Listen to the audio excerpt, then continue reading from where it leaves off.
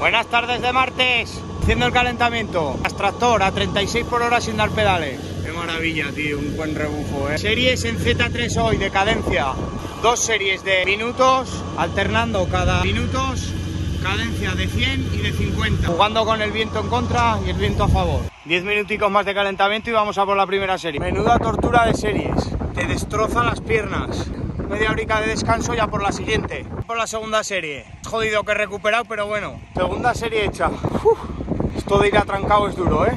Te tiene que poner fuerte seguro, vamos. Media horica de enfriamiento y para casa. Tortura hecha. Destrucción masiva.